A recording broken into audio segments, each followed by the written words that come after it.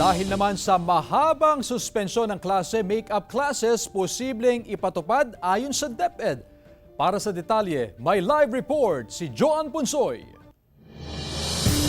Joan? Chris, nakahanda naman umano ang kaguruan ng DepEd Region 1 at meron na ring orientation sa mga learners sakaling ang magpatupad ng remedial class.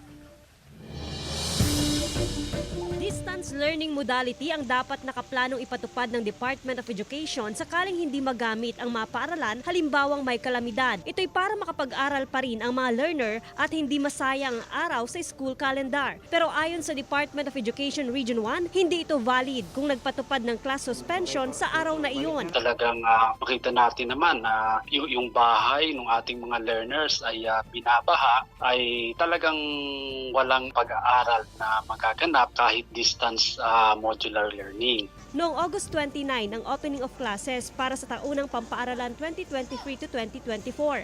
Ito lamang din ang unang beses na nagkita-kita ang mga estudyante ng Dagupan City National High School. Noong mga sumunod na araw hanggang ngayon, nasuspinde na ang klase dahil sa bagyo at baha. Kung susumahin, 5 araw nang walang pasok ang mga learner simula noong August 30 hanggang ngayong araw, September 5, 2023. Nasa 200 days ang school calendar ayon sa DepEd. 20 days naman ang buffer days o sobrang araw na maaring magamit ng learner sa mga hindi inaasang pagkakataon, gaya na lamang ng class suspension. Nakahanda naman daw ang DepEd na magpatupad ng make-up classes sakaling maubos na ito, lalo't posible pa ang class suspension sa mga bagyong paparating. Yung ating mga kanya-kanyang paaralan ay magkakaroon na rin ng sarili-sariling pamamaraan sa pag-implement ng make-up classes.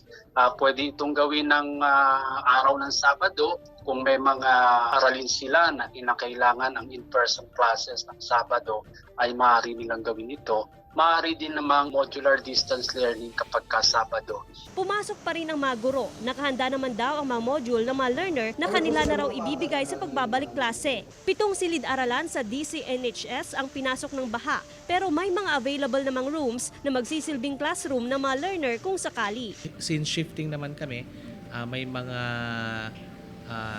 classrooms kami na hindi nagagamit in the afternoon na, halimbawa, or in the morning, bakante naman yung isa. Kaya meron pa rin kaming mga spare rooms na pwedeng ibigay sa kanila.